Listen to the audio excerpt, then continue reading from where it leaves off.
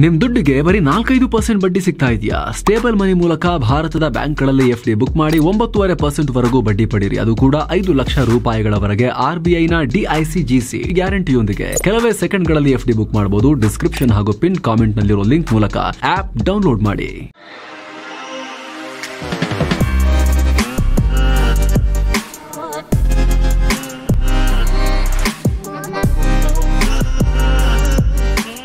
Hi friends, ದಿನದ ಎಲ್ಲ ಪ್ರಮುಖ ಸುದ್ದಿಯನ್ನು ನಿಮಗೆ ತಲುಪಿಸುವ mastmaga.comನ ಫುಲ್ ನ್ಯೂಸ್ಗೆ ಸ್ವಾಗತ. ನಾನು ಅಮರ್ ಪ್ರಸಾದ್.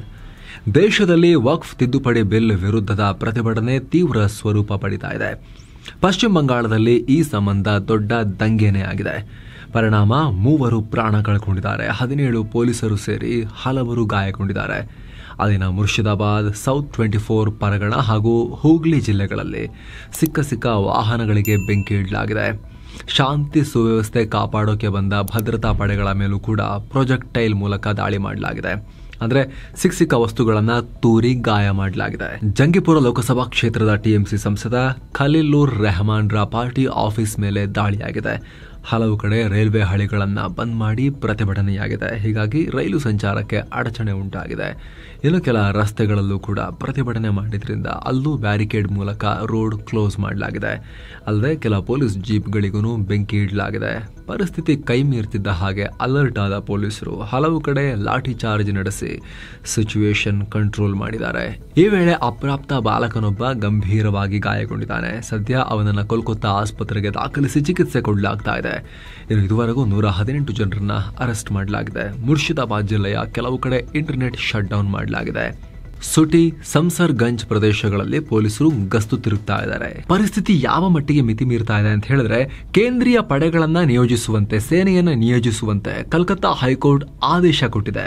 ಅದೇ ಕಾರಣಕ್ಕೆ ಹೆಚ್ಚಿನ ಭದ್ರತೆಗಾಗಿ BSF ಕೂಡ ನಿಯೋಜಿಸಲಾಗಿದೆ. ಸಾರ್ವಜನಿಕ ಸ್ಥಳಗಳಲ್ಲಿ ಜನ ಗುಂಪು ಸೇರಬಾರದು. ಅಲ್ಲದೆ ಸಾಮಾಜಿಕ ಜಾಲತಾಣಗಳಲ್ಲಿ ಅಂದರೆ ಸೋಷಿಯಲ್ ಮೀಡಿಯಾದಲ್ಲಿ ಬರೋದಕ್ಕೆಲ್ಲ ಆ ವದಂತಿಗಳಿಗೆ ಗಮನ ಕೊಡಬೇಡಿ ಅಂತ ಅಧಿಕಾರಿಗಳು ಜನರಲ್ಲಿ ಮನವಿ ಮಾಡಿಕೊಂಡಿದ್ದಾರೆ. ಅಂದಹಾಗೆ ಮುಸ್ಲಿಂ ಸಮುದಾಯದ ಜನ ಹೆಚ್ಚಿರುವ ಪ್ರದೇಶಗಳಲ್ಲಿ ಈ ಗಲಾಟೆಯಾಗಿದೆ ಅನ್ನೋದು ರಿಪೋರ್ಟ್ಸ್. ಇನ್ನು ಇದೊಂದು ಪ್ರತಿಭಟನೆಯಲ್ಲ, ಬದಲಿಗೆ ಪೂರ್ವ ನಿಯೋಜಿತ ಹಿಂಸಾಚಾರದ ಕೃತ್ಯ. ಜಿಹಾದಿ ಮನಸ್ಥಿತಿಗಳು ಇತರ ಸಮುದಾಯಗಳ ಮೇಲೆ ಭಯ ಹುಟ್ಟಿಸೋ ಕೆಲಸ ಮಾಡ್ತಾ ಇದ್ದಾರೆ ಅಂತ ಬಂಗಾಳ ಬಿಜೆಪಿ ನಾಯಕ ಸುವೇಂದು ಅಧಿಕಾರಿ ಮಮತಾ ಸರ್ಕಾರದ ವಿರುದ್ಧ ಆಕ್ರೋಶ ಹೊರಹಾಕಿದ್ದಾರೆ. ಅಲ್ಲದೆ ಈ ಬಗ್ಗೆ NIA ತನಿಖೆ ಆಗಬೇಕು ಅಂತ ಕೇಂದ್ರ ಸರ್ಕಾರಕ್ಕೆ ಪತ್ರ ಬರೆದಿದ್ದಾರೆ. ಇನ್ನು ಕೇಂದ್ರದ ಈ ವಕ್ಫ್ ತಿದ್ದುಪಡಿ ಬಿಲ್ ಪಶ್ಚಿಮ ಬಂಗಾಳದಲ್ಲಿ ಜಾರಿ ಮಾಡಕ್ಕೆ ಬಿಡಲ್ಲ ಅಂತ ಅಲ್ಲಿನ CM ಮಮತಾ ಬ್ಯಾನರ್ಜಿ ಹೇಳಿದ್ದಾರೆ. ಅಲ್ಲದೆ ಯಾರು ಕಾನೂನನ್ನ ಕೈಗೆತ್ತಿಕೊಳ್ಳಬೇಡಿ, ಶಾಂತವಾಗಿರಿ. ಈ ರೀತಿ ಹಿಂಸಾತ್ಮಕ ಪ್ರತಿಭಟನೆಗೆ ಕೇಂದ್ರವೇ ಕಾರಣ. ಈ ತಿದ್ದುಪಡಿ ಬಿಲ್ ಜಾರಿ ಆಗಿರೋದ್ರಿಂದಲೇ ಹೀಗೆಲ್ಲ ಆಗ್ತಾ ಇದೆ ಅಂತ ದೀದಿ ಕೇಂದ್ರದ ವಿರುದ್ಧ ಕಿಡಿಕಾರಿದ್ದಾರೆ. ಉಳಿದಂತೆ ದೇಶದ ಇನ್ನೂ ಒಂದಷ್ಟು ಕಡೆ ಕೂಡ ಮುಸ್ಲಿಮರು ವಕ್ಫ್ ತಿದ್ದುಪಡಿ ವಿರುದ್ಧ ಪ್ರತಿಭಟನೆ ನಡೆಸಿದ್ದಾರೆ. ಮತ್ತೊಂದು ಕಡೆ ವಕ್ಫ್ ಬಿಲ್ ಜಾರಿಯಾದ ಬೆನ್ನಲ್ಲೇ ಕೇಂದ್ರದ 10 ಸದಸ್ಯರ ಉನ್ನತ ಮಟ್ಟದ ಟೀಮ್ ಛತ್ತೀಸ್ಗಢದ ರಾಯ್ಪುರ್ಗೆ ಭೇಟಿ ಕೊಟ್ಟಿದೆ. ಅಲ್ಲಿನ ವಕ್ಫ್ಗೆ ಸಂಬಂಧಪಟ್ಟ ಆಸ್ತಿಯನ್ನ ಪರಿಶೀಲನೆ ಶುರು ಮಾಡಿದ್ದಾರೆ. ಏನೋ ನ್ಯಾಷನಲ್ ಹೆರಾಲ್ಡ್ ಅಕ್ರಮ ಹಣ ವರ್ಗಾವಣೆ ಕೇಸ್ ಸಂಬಂಧ ಇದೀಗ ಜಾರಿ ನಿರ್ದೇಶನಾಲಯ ಆಕ್ಷನ್ಗಿಳಿದಿದೆ. ಕಾಂಗ್ರೆಸ್ ನಾಯಕರಾದ ಸೋನಿಯಾ ಗಾಂಧಿ ಮತ್ತು ರಾಹುಲ್ ಗಾಂಧಿಗೆ ಸಂಬಂಧಪಟ್ಟ ಆಸ್ತಿ ಸ್ವಾಧೀನಪಡಿಸಿಕೊಳ್ಳುವ ಪ್ರಕ್ರಿಯೆ ಶುರು ಮಾಡಿದೆ. ದಿಲ್ಲಿ, ಮುಂಬೈ ಮತ್ತು ಲಕ್ನೋದಲ್ಲಿರುವ ಆಸ್ತಿ ನೋಂದಣಿದಾರರಿಗೆ ಏಪ್ರಿಲ್ 11ನೇ ತಾರೀಕು ನೋಟಿಸ್ ಕೊಟ್ಟಿದೆ. ಸೋನಿಯಾ ಗಾಂಧಿ ಮತ್ತು ರಾಹುಲ್ ಗಾಂಧಿ ಮಾಲೀಕತ್ವದ ಕಂಪನಿಗೆ ಸೇರಿದ ಸುಮಾರು 700 ಕೋಟಿ ರೂಪಾಯಿ ಮೌಲ್ಯದ ಆಸ್ತಿಗಳಿವು.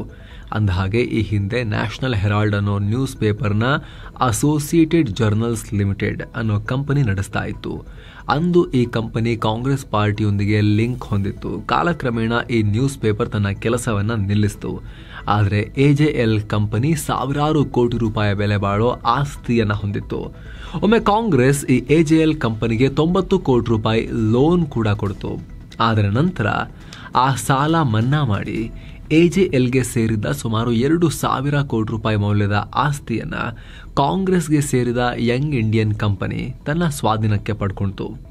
ನ್ಯೂಸ್ ಪೇಪರ್ ಪಬ್ಲಿಷ್ ಮಾಡೋಕ್ಕಾಗಿ ಈ ಆಸ್ತಿಯನ್ನ ಸರ್ಕಾರ AJLಗೆ ಕೊಟ್ಟಿತ್ತು.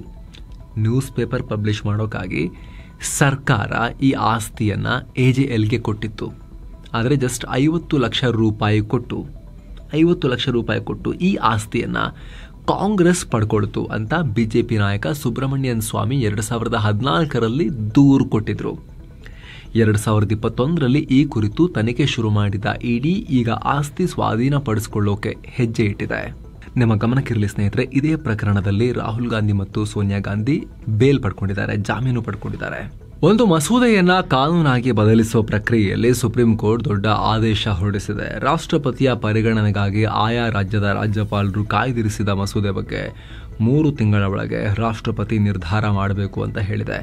ಅಲ್ಲದೆ ಒಂದು ವೇಳೆ 3 ತಿಂಗಳ ಅವಧಿ ಮೀರಿದರೆ ಅದಕ್ಕೆ ಸೂಕ್ತ ಕಾರಣವನ್ನ ಆಯಾ ರಾಜ್ಯ ಸರ್ಕಾರಕ್ಕೆ ತಿಳಿಸಬೇಕು. ಆರ್ಟಿಕಲ್ 201ರ ಅಡಿಯಲ್ಲಿ ರಾಷ್ಟ್ರಪತಿಗಳ ಕ್ರಮವನ್ನ ಕೋರ್ಟ್ ಪರಿಶೀಲಿಸಬಹುದಾಗಿದೆ ಅಂತ ಕೋರ್ಟ್ ಹೇಳಿದೆ. ಅಂದಹಾಗೆ ತಮಿಳುನಾಡು ವಿಧಾನಸಭೆಯಲ್ಲಿ ಕ್ಲಿಯರ್ ಆಗಿದ್ದ 10 ಮಸೂದೆಯನ್ನ ಅಲ್ಲಿನ ರಾಜ್ಯಪಾಲ RN ರವಿ ಕಳೆದ 1.5 ವರ್ಷಗಳ ಕಾಲ ಹೋಲ್ಡ್ ಮಾಡಿದ್ರು. ರಾಜ್ಯಪಾಲರ ಈ ನಿರ್ಧಾರವನ್ನು ಅಮಾನ್ಯಗೊಳಿಸಿ ನ್ಯಾಯಾಧೀಶರಾದ JB ಪರ್ದಿವಾಲಾ ಮತ್ತು R ಮಹಾದೇವನಿದ್ದ ನ್ಯಾಯಪೀಠ ತೀರ್ಪು ಕೊಟ್ಟಿದೆ. ಅಂದಹಾಗೆ ಆರ್ಟಿಕಲ್ 201ರ ಪ್ರಕಾರ ರಾಜ್ಯಪಾಲರು ಕಾಯ್ದಿರಿಸಿ ಕಳುಹಿಸಿದ ಬಿಲ್ಗೆ ಒಂದು ರಾಷ್ಟ್ರಪತಿ ಒಪ್ಪಿಗೆ ಕೊಡಬಹುದು, ಇಲ್ಲಾಂದರೆ ರಿಜೆಕ್ಟ್ ಮಾಡಬಹುದು. ಸದ್ಯ ಇದಕ್ಕೆ ಸಂವಿಧಾನದಲ್ಲಿ ಯಾವುದೇ ರೀತಿಯ ಟೈಮ್ ಲೈನ್ ಇರಲಿಲ್ಲ. ಆದ್ರೀಗ ಸುಪ್ರೀಂ ಕೋರ್ಟ್ 3 ತಿಂಗಳ ಟೈಮ್ ಲೈನ್ ನಿಗದಿ ಮಾಡಿದೆ. ಈ ಆದೇಶವನ್ನ ಏಪ್ರಿಲ್ 8ನೇ ತಾರೀಕಿಗೆ ಕೋರ್ಟ್ ಕೊಟ್ಟಿತ್ತು. ಆದ್ರೀಗ ಸುಪ್ರೀಂ ಕೋರ್ಟ್ ವೆಬ್ಸೈಟ್ನಲ್ಲಿ ಈ ಕುರಿತು ವಿಸ್ತೃತ ಮಾಹಿತಿ ಪ್ರಕಟ ಆಗಿದೆ. ಜಮ್ಮು ಕಾಶ್ಮೀರದಲ್ಲಿ ಮತ್ತೆ ಉಗ್ರರ ಅಟ್ಟಹಾಸ ಹೆಚ್ಚಾಗ್ತಿದೆ. ಅಲ್ಲಿನ ಅಖ್ನೂರ್ ಸೆಕ್ಟರ್ನಲ್ಲಿ ಉಗ್ರರು ಮತ್ತು ಭದ್ರತಾ ಪಡೆಗಳ ನಡುವೆ ಗುಂಡಿನ ಚಕಮಕಿ ನಡೆದಿದೆ. ಈ ವೇಳೆ ಭಾರತೀಯ ಸೇನೆಯ ಜೂನಿಯರ್ ಕಮಿಷನ್ಡ್ ಆಫೀಸರ್ ಸುಬೇದಾರ್ ಕುಲ್ದೀಪ್ ಚಂದ್ ಅನೂರು ಹುತಾತ್ಮರಾಗಿದ್ದಾರೆ. ಕುಲ್ದೀಪ್ ಚಂದ್ ಭಾರತೀಯ ಸೇನೆಯ ಪಂಜಾಬ್ ರೆಜಿಮೆಂಟ್ನಲ್ಲಿ ಕೆಲಸ ಮಾಡ್ತಾ ಇದ್ರು. ಕೆರಿ ಭಟಾಲ್ ಅನ್ನೋ ಪ್ರದೇಶದಲ್ಲಿ ಭಾರೀ ಶಸ್ತ್ರಸಜ್ಜಿತ ಉಗ್ರಗಾಮಿಗಳಿದ್ದಾರೆ ಅಂತ ಭದ್ರತಾ ಪಡೆಗಳು ಗುರುತಿಸಿ ಶುಕ್ರವಾರದಿಂದ ಈ ಕಾರ್ಯಾಚರಣೆ ಶುರು ಮಾಡಿದ್ರು. ಅದರ ಬೆನ್ನಲ್ಲೇ ಈಗ ಪರಸ್ಪರ ಗುಂಡಿನ ದಾಳಿಯಾಗಿದೆ. ಸದ್ಯದಲ್ಲಿ ಭದ್ರತಾ ಪಡೆಗಳು ಶೋಧ ಕಾರ್ಯಾಚರಣೆಯನ್ನ ಮುಂದುವರೆಸಿದ್ದಾರೆ. ಮತ್ತೊಂದು ಕಡೆ ಇದೇ ಜಮ್ಮು ಕಾಶ್ಮೀರದ ಕಿಶ್ತ್ವಾರ್ ಜಿಲ್ಲೆಯಲ್ಲಿ ಉಗ್ರ ವಿರೋಧಿ ಕಾರ್ಯಾಚರಣೆ ಮುಂದುವರೆದಿದೆ. 2ನೇ ದಿನದ ಕಾರ್ಯಾಚರಣೆಯಲ್ಲಿ 3 ಉಗ್ರಗಾಮಿಗಳನ್ನ ಸೈನಿಕರು ಹೊಡೆದು ಹಾಕಿದ್ದಾರೆ. ಈ ಪೈಕಿ ಒಬ್ಬ ಉಗ್ರನನ್ನ ಸೈಫುಲ್ಲಾ ಅಂತ ಗುರುತಿಸಲಾಗಿದೆ. ಈತ JEM ಉಗ್ರ ಸಂಘಟನೆಯ ಟಾಪ್ ಕಮಾಂಡರ್. ಕಳೆದ ಹಲವು ತಿಂಗಳಿಂದ ಈ ಕಿಶ್ತ್ವಾರ್ ಪ್ರದೇಶದಲ್ಲಿ ಈತ ಆಕ್ಟಿವ್ ಆಗಿದ್ದ ಅಂತ ಅಧಿಕಾರಿಗಳು ಮಾಹಿತಿಯನ್ನ ಕೊಟ್ಟಿದ್ದಾರೆ. ಅಲ್ಲದೆ ಭಾರೀ ಹಿಮಪಾತದ ನಡುವೆ ಅಪಾಯಕಾರಿ ಪರ್ವತ ಪ್ರದೇಶಗಳನ್ನು ಕೂಡ ಲೆಕ್ಕಿಸದೆ ಸೇನೆ ಮತ್ತು ಜಮ್ಮು ಕಾಶ್ಮೀರ ಪೊಲೀಸರು ಜಂಟಿ ಕಾರ್ಯಾಚರಣೆ ನಡೆಸಿದ್ದಾರೆ. ಆದರೂ ಇನ್ನೂ ಕೆಲ ಉಗ್ರರು ಬಾಕಿ ಉಳಿದಿದ್ದಾರೆ. ಅವರಿಗಾಗಿ ಕಾರ್ಯಾಚರಣೆ ಮುಂದುವರೆದಿದೆ. ಹೆಲಿಕಾಪ್ಟರ್ ಮತ್ತು ಡ್ರೋನ್ ಬಳಸಿ ಕಿಶ್ತ್ವಾರ್, ಉಧಂಪುರ್ ಮತ್ತು ಕಥುವಾದಲ್ಲಿ ಹದ್ದಿನ ಕಣ್ಣಿಟ್ಟಿದ್ದಾರೆ ಅಂತ ಅಧಿಕಾರಿಗಳು ತಿಳಿಸಿದ್ದಾರೆ. ಅಂದಹಾಗೆ ಈ 3 ಪ್ರದೇಶಗಳಲ್ಲಿ ಕಳೆದ 19 ದಿನಗಳಲ್ಲಿ 5 ಎನ್ಕೌಂಟರ್ ಆಗಿದ್ವು. ಮತ್ತೊಂದು ಕಡೆ ನ್ಯಾಷನಲ್ ಕಾನ್ಫರೆನ್ಸ್ ಪಾರ್ಟಿಯ ಅಧ್ಯಕ್ಷ ಫಾರೂಕ್ ಅಬ್ದುಲ್ಲಾ ಪಾಕ್ ಉಗ್ರ ಚಟುವಟಿಕೆಯನ್ನ ನಿಲ್ಲಿಸಬೇಕು, ಭಾರತದೊಂದಿಗೆ ಸ್ನೇಹ ಮತ್ತು ಪ್ರೀತಿಯಿಂದ ಇರಬೇಕು, ಇದರಿಂದ ಮಾತ್ರ ಪಾಕಿಸ್ತಾನ ಉದ್ಧಾರ ಆಗೋಕೆ ಸಾಧ್ಯ ಅಂತ ಹೇಳಿದ್ದಾರೆ.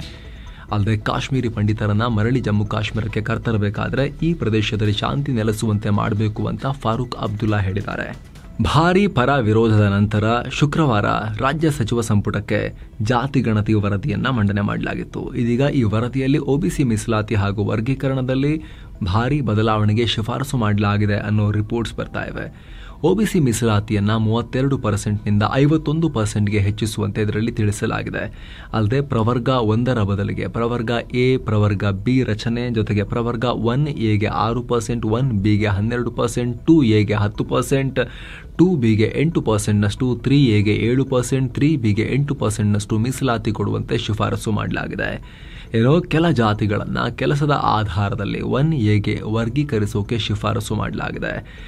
ಈ ಜಾತಿ ಗಣತಿ ಹಾಗೂ ಮೀಸಲಾತಿ ಬದಲಾವಣೆಗೆ ಒಕ್ಕಲಿಗರ ಸಂಘ ವಿರೋಧ ವ್ಯಕ್ತಪಡಿಸಿದೆ. ಒಂದು ವೇಳೆ ಜಾರಿ ಮಾಡೋದಾದ್ರೆ ಹೊಸದಾಗಿ ಸಂಪೂರ್ಣವಾಗಿ ಸಮೀಕ್ಷೆ ಮಾಡಿ ಅನುಷ್ಠಾನ ಮಾಡಲಿ ಅಂತ ಒಕ್ಕಲಿಗರ ಸಂಘ ಹೇಳಿದೆ. ಕ್ಯಾಬಿನೆಟ್ ಮೀಟಿಂಗ್ನಲ್ಲಿ ಮಂಡನೆಯಾದ ಜಾತಿ ಗಣತಿ ವರದಿಯ ಪ್ರತಿಯನ್ನ ಎಲ್ಲ ಸಚಿವರಿಗೂ ರವಾನೆ ಮಾಡಲಾಗಿದೆ ಅಂತ ಕೂಡ ಮಾಹಿತಿ ಬರ್ತಾ ಇದೆ. ರೈತರ ರಕ್ಷಣೆಗಾಗಿ ಅಂತ ಮಾಡಿಕೊಂಡಿರೋ ಕೃಷಿ ಉತ್ಪನ್ನಗಳ ಮಾರುಕಟ್ಟೆ ಸಮಿತಿ APMC ಭ್ರಷ್ಟರ ಕೂಪ ಆಗಿರೋದು ಗೊತ್ತಿರೋ ವಿಚಾರವೇ. ಈಗ ಮತ್ತೆ ಅಂತಹದ್ದೇ ಆರೋಪ ಬಂದಿದೆ.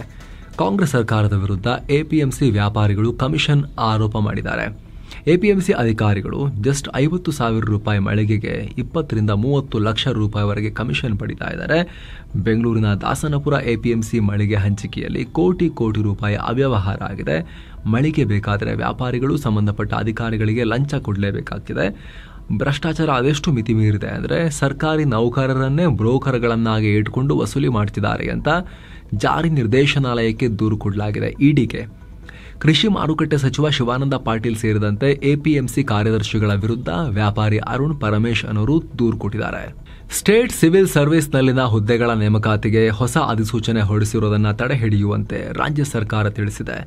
ರಾಜ್ಯ ಸಿವಿಲ್ ಸೇವೆಗಳಲ್ಲಿ ಮೀಸಲಾತಿ ಅನ್ವಯವಾಗುವ ಹುದ್ದೆಗಳ ನೇಮಕಾತಿಗೆ ಹೊಸ ಅಧಿಸೂಚನೆ ಹೊರಡಿಸಬಾರದು ಅಂತ ನವೆಂಬರ್ 25, 2024ರಲ್ಲಿ ಹೊರಡಿಸಿದ್ದ ಸುತ್ತೋಲೆಯಲ್ಲಿ ಸೂಚಿಸಲಾಗಿತ್ತು. ಆದರೂ ಕೂಡ ಕೆಲ ನೇಮಕಾತಿ ಪ್ರಾಧಿಕಾರಗಳು ಈ ರೀತಿ ಸೂಚನೆ ಉಲ್ಲಂಘಿಸಿ ನೇರ ನೇಮಕಾತಿ ಮಾಡೋಕೆ ಹೊಸ ಅಧಿಸೂಚನೆ ಹೊರಡಿಸಿರುವುದು ಸರ್ಕಾರದ ಗಮನಕ್ಕೆ ಬಂದಿದೆ.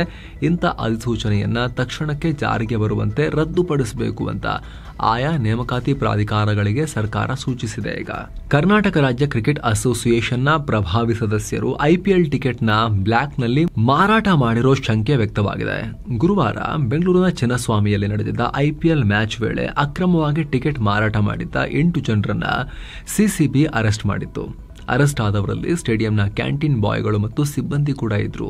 ಇದರ ಬೆನ್ನಲ್ಲೇ ಕೆಎಸ್ಸಿಎನ ಪ್ರಭಾವಿ ಸದಸ್ಯರ ಮೇಲೆ ಈ ರೀತಿ ಟಿಕೆಟ್ ಅನ್ನ ಬಲ್ಕ್ ಆಗಿ ತಗೊಂಡು ಕಮ್ಯುನಿಟಿಗೆ ತಗೊಂಡು ಈ ರೀತಿ ಪರಿಚಯಸ್ಥರ ಮೂಲಕ ಅದನ್ನ ಸೇಲ್ ಮಾಡಿಸ್ತಿರೋ ಅನುಮಾನ ಹೆಚ್ಚಾಗಿದೆ. ಚಿನ್ನಸ್ವಾಮಿ ಕ್ರೀಡಾಂಗಣದ ಗೇಟ್ ನಂಬರ್ 10 ಬಳಿ ಮಫ್ತಿಯಲ್ಲಿದ್ದ ಪೊಲೀಸರಿಗೆ ಟಿಕೆಟ್ ಬೇಕಾ ಅಂತ ಕೇಳಿ ಈ ಆರೋಪಿಗಳು ಸಿಕ್ಕಾಕೊಂಡಿದ್ರು. ಮುಂಬೈ ದಾಳಿಯ ಮಾಸ್ಟರ್ ಮೈಂಡ್ ತಹೂರ್ ರಾಣಾನನ್ನ ಕೋರ್ಟ್ 18 ದಿನ ಎನ್ಐಎ ಕಸ್ಟಡಿಗೆ ನೀಡಿದೆ. ಈಗ ರಾಣಾನ ಹೆಚ್ಚಿನ ಸುರಕ್ಷತೆ ಇರೋ ಸೆಲ್ನಲ್ಲಿ ಇಡಲಾಗಿದೆ. ಅಲ್ಲದೆ ದಿನದ 24 ಗಂಟೆ ಕೂಡ ಸಿಸಿಟಿವಿ ಕವರೇಜ್ ಇರುತ್ತೆ ಹಾಗೂ ಭದ್ರತಾ ಸಿಬ್ಬಂದಿ ಕಣ್ಣಿಟ್ಟಿರ್ತಾರೆ. ಇನ್ನು ದಿಲ್ಲಿ ಎನ್ಐಎನ ಮುಖ್ಯ ಕಚೇರಿಗೂ ಕೂಡ ಹೆಚ್ಚಿನ ಭದ್ರತೆಯನ್ನ ಕೊಡಲಾಗಿದೆ. ಬಿಗಿ ಭದ್ರತೆ ನಡುವೆ ಎನ್ಐಎ ಅಧಿಕಾರಿಗಳು ರಾಣಾನ ವಿಚಾರಣೆಯನ್ನ ಮುಂದುವರೆಸಿದ್ದಾರೆ. ಇದೇ ಟೈಮ್ನಲ್ಲಿ ರಾಣಾ ತಾನೊಬ್ಬ ದೊಡ್ಡ ಸೂಪರ್ ಸ್ಟಾರ್ ಅನ್ನೋ ರೀತಿಯಲ್ಲಿ ನನ್ನ ಪರವಾಗಿ ಕೆಲ ವಕೀಲರು ವಾದ ಮಾಡಕ್ ಬಂದು ಫೇಮಸ್ ಆಗೋಕ್ಕೋಸ್ಕರ ನನ್ನ ಕೇಸನ್ನು ತಗೊಂಡು ಆಮೇಲೆ ಪ್ರಖ್ಯಾತರಾಗಕ್ಕೆಲ್ಲ ಬರ್ತಾರೆ, ಅಂಥವರೆಲ್ಲ ಬೇಡ ಅಂತ ದಿಲ್ಲಿ ಕೋರ್ಟ್ಗೆ ಅರ್ಜಿ ಹಾಕಿದಾನಂತೆ. ಇನ್ಯಾವ ಥರದವ್ರು ಸಪರೇಟ್ ಆಗಿ ಇನ್ನು ಅದು ಹೇಗೆ ಅದಕ್ಕೊಂದು ಟೆಸ್ಟ್ ಮಾಡ್ಬೇಕಂತ ಕಾಣುತ್ತೆ, ಅವರು ಪ್ರಖ್ಯಾತಿ ತಗೊಳಕ್ ಬರ್ತಾ ಇದ್ದಾರಾ ಇಲ್ವಾ ಅಂತ ಹೇಳಿ. ಚೀನಾದಲ್ಲಿರೋ ಭಾರತದ ರಾಯಭಾರಿ ಪ್ರದೀಪ್ ಕುಮಾರ್ ರಾವತ್ ಚೀನಾದ ಉಪ ವಿದೇಶಾಂಗ ಸಚಿವ ಸನ್ ವೇಡಾಂಗ್ ರನ್ನ ಭೇಟಿಯಾಗಿದ್ದಾರೆ. ಈ ವೇಳೆ ಉಭಯ ರಾಷ್ಟ್ರಗಳ ದ್ವಿಪಕ್ಷೀಯ ಸಂಬಂಧ ವೃದ್ಧಿಸುವ ಬಗ್ಗೆ ಚರ್ಚೆ ಮಾಡಿದ್ದಾರೆ. ಸ್ವದೇಶಿ ನಿರ್ಮಿತ ಲಾಂಗ್ ರೇಂಜ್ ಗ್ಲೈಡ್ ಬಾಂಬ್ ಗೌರವನ್ನ ಭಾರತದ ಡಿಆರ್ಡಿಒ ಯಶಸ್ವಿಯಾಗಿ ರಿಲೀಸ್ ಟೆಸ್ಟ್ ನಡೆಸಿದೆ. ಸುಖೋಯ್ 30 MKಯ ಫೈಟರ್ ಜೆಟ್ನಿಂದ 1000 kg ತೂಕದ ಸ್ಫೋಟಕವನ್ನ ಲಾಂಚ್ ಮಾಡಲಾಗಿದೆ. 3 ದಿನಗಳ ಕಾಲ ಯಶಸ್ವಿಯಾಗಿ ಈ ಟೆಸ್ಟಿಂಗ್ ನಡೆಸಲಾಗಿದೆ ಅಂತ ರಕ್ಷಣಾ ಸಚಿವಾಲಯ ಹೇಳಿದೆ. ರಕ್ಷಣಾ ಸಚಿವ ರಾಜನಾಥ್ ಸಿಂಗ್ ಕೂಡ ಇದಕ್ಕೆ ಶ್ಲಾಘನೆ ವ್ಯಕ್ತಪಡಿಸಿದ್ದಾರೆ. ಈ ಗ್ಲೈಡ್ ಬಾಂಬ್ಗಳಲ್ಲಿ ಅದಕ್ಕೆ ರೆಕ್ಕೆಗಳು ಕೂಡ ಇರುತ್ತೆ. ಸಾಮಾನ್ಯವಾಗಿ ಅದನ್ನ ಹಿಂಗೆ ರಿಲೀಸ್ ಮಾಡಿದಾಗ ಎಲ್ಲಿ ಹೋಗಿ ಅಲ್ಲೇ ಬೀಳುತ್ತಲ್ಲ, ಇದು ಹಾಗಲ್ಲ. ಇದಕ್ಕೆ ರೆಕ್ಕೆಗಳಿರುವುದರಿಂದ ನಿರ್ದಿಷ್ಟ ಜಾಗಕ್ಕೆ ಇನ್ನೊಂದು ಸ್ವಲ್ಪ ದೂರಕ್ಕೆ ಅದನ್ನ ಗುರಿಯನ್ನ ನಿರ್ದೇಶಿಸಿ ಅಲ್ಲಿಗೆ ತೇಲಿಸಿ ಕಳಿಸೋಕು ಕೂಡ ಸಾಧ್ಯ ಆಗುತ್ತೆ. ಇದರಿಂದ ಸ್ವಲ್ಪ ದೂರದಿಂದಲೇ ಇವುಗಳನ್ನ ಡ್ರಾಪ್ ಮಾಡೋಕೆ ಏರ್ ಫೋರ್ಸ್ ಜೆಟ್ಗಳಿಗೆ ಅನುಕೂಲ ಆಗುತ್ತೆ. ಫೈಟರ್ ಜೆಟ್ಗಳಿಂದ ಕ್ಷಿಪಣಿಗಳನ್ನ ಕೂಡ ಫೈರ್ ಮಾಡ್ತಾರೆ. ಅವುಗಳು ಇಂಥ ಟಾರ್ಗೆಟ್ಗೆ ಹೋಗಿ ಇಂತಲ್ಲೇ ಹಿಂಗೆ ಹೊಡಿಬೇಕು ಅಂತ ನುಗ್ಗಿಬಿಟ್ಟು ಹೋಗ್ತವೆ. ಅವುಗಳ ಹಿಂದೆ ಬೆಂಕಿ ಕೂಡ ನೀವು ನೋಡಿರ್ಬೋದು. ಅವು ಸ್ವಂತ ತಾಕತ್ತನ್ನ ಕೂಡ ನುಗ್ಗೋಕೆ ಹೊಂದಿರ್ತವೆ. ಆದರೆ ಇವುಗಳು ಹಾಗಲ್ಲ, ಡಮ್ ಬಾಂಬ್ ಹಿಂಗೆ ಕೆಳ ಹಾಕಿದ್ರೆ ಬೀಳುವಂಥ ಬಾಂಬೆ, ಅದಕ್ಕೆ ರೆಕ್ಕೆ ಕೊಟ್ಟು ಇನ್ನೂ ಸ್ವಲ್ಪ ತೇಲ್ಕೊಂಡು ಹೋಗೋ ರೀತಿಯಲ್ಲಿ ಇವುಗಳನ್ನು ಡಿಸೈನ್ ಮಾಡಲಾಗಿರುತ್ತೆ. ಇದನ್ನು ಹೇಳ್ಬೋದು, ಬಟ್ ಸಿಂಪಲ್ ಆಗಿ ಹೇಳಬೇಕು ಅಂದರೆ ಗ್ಲೈಡ್ ಬಾಂಬ್ ಅಂದರೆ ಈ ರೀತಿ ಇರುತ್ತೆ ಬೇಸಿಕ್ ಫೀಚರ್ಸ್. ಮೊದಲ ಬಾರಿಗೆ ಗ್ಲೋಬಲ್ ಶಿಪ್ಪಿಂಗ್ ಅಥವಾ ಜಾಗತಿಕ ಹಡಗು ಸಾಗಾಟದ ಮೇಲೆ ನಿಮಗೆ ಗೊತ್ತಿರ್ಬೋದು, ಅತಿ ದೊಡ್ಡ ಪ್ರಮಾಣದ ಸರಕು ಸಾಗಾಟ ಗ್ಲೋಬಲ್ ಟ್ರೇಡ್ನಲ್ಲಿ ಜಾಗತಿಕ ವ್ಯಾಪಾರದಲ್ಲಿ ಹಡಗುಗಳ ಮೂಲಕವೇ ಆಗೋದು. ಸೊ ಅಲ್ಲಿ ಈಗ ಕಾರ್ಬನ್ ಟ್ಯಾಕ್ಸ್ ಅನ್ನ ಜಾರಿಗೆ ತರೋಕೆ ಡಿಸೈಡ್ ಮಾಡಿದ್ದಾರೆ. ಏನು ಅಂತ ಎಕ್ಸ್ಪ್ಲೇನ್ ಮಾಡ್ತೀವಿ. ವಿಶ್ವಸಂಸ್ಥೆಯ ಇಂಟರ್ನ್ಯಾಷನಲ್ ಮ್ಯಾರಿಟೈಮ್ ಆರ್ಗನೈಸೇಷನ್ IMO ರಾಷ್ಟ್ರಗಳು ಗ್ಲೋಬಲ್ ಶಿಪ್ಪಿಂಗ್ ಮೇಲೆ ಈ ಕಾರ್ಬನ್ ಟ್ಯಾಕ್ಸ್ ತರೋಕೆ ಡಿಸೈಡ್ ಮಾಡಿದ್ದಾರೆ. ಶಿಪ್ಪಿಂಗ್ ಮೂಲಕ ರಿಲೀಸ್ ಆಗೋ ಕಾರ್ಬನ್ ಡೈಆಕ್ಸೈಡ್ಗೆ ಟ್ಯಾಕ್ಸ್ ಕಟ್ಟಬೇಕಾಗತ್ತೆ. Bharat, Brazil, China, Russia, European ಒಕ್ಕೂಟ ಸೇರಿ 63 ರಾಷ್ಟ್ರಗಳು ಕಾರ್ಬನ್ ಟ್ಯಾಕ್ಸ್ ಪರವಾಗಿ ವೋಟ್ ಹಾಕಿವೆ. 2025 ಅಕ್ಟೋಬರ್ನಲ್ಲಿ ಇದು ಅಧಿಕೃತವಾಗಿ ಜಾರಿಗೆ ಬರುತ್ತೆ. ಈ ಟ್ಯಾಕ್ಸ್ ಮೂಲಕ 2030 ಒಳಗೆ 2.4 ರಿಂದ 3.3 ಲಕ್ಷ ಕೋಟಿ ರೂಪಾಯಿ ಆದಾಯ ಗಳಿಕೆಯಾಗೋ ನಿರೀಕ್ಷೆ ಇದೆ. ವಾರ್ಷಿಕವಾಗಿ ಸರಿಸುಮಾರು 83,000 ಕೋಟಿ ರೂಪಾಯಿ ಕಲೆಕ್ಟ್ ಆಗಬಹುದು ಅಂತ ಅಂದಾಜು ಮಾಡಲಾಗಿದೆ. ಅಂದಹಾಗೆ ಜಾಗತಿಕ ತಾಪಮಾನ ಏರಿಕೆಗೆ ಗ್ರೀನ್ ಹೌಸ್ ಗ್ಯಾಸಸ್ಗೆ ಕಡಿವಾಣ ಹಾಕಬೇಕು, ಝೀರೋ ಎಮಿಷನ್ ಸಾಧಿಸಬೇಕು ಅನ್ನೋ ಗುರಿಯಲ್ಲಿ ಇಡೀ ವಿಶ್ವ ಇದೆ. ಅದರ ಭಾಗವಾಗಿ ಕಾರ್ಬನ್ ಟ್ಯಾಕ್ಸ್ ಈ ಶಿಪ್ಪಿಂಗ್ ಮೇಲೂ ಕೂಡ ತರೋಕೆ ಈಗ ಪ್ಲಾನ್ ಮಾಡಲಾಗ್ತಿರುವಂಥದ್ದು. ದೊಡ್ಡ ಪ್ರಮಾಣದಲ್ಲಿ ಈ ಶಿಪ್ಪಿಂಗ್ ನಿಂದ ಕಾರ್ಬನ್ ಎಮಿಷನ್ ಆಗ್ತಾ ಇದೆ.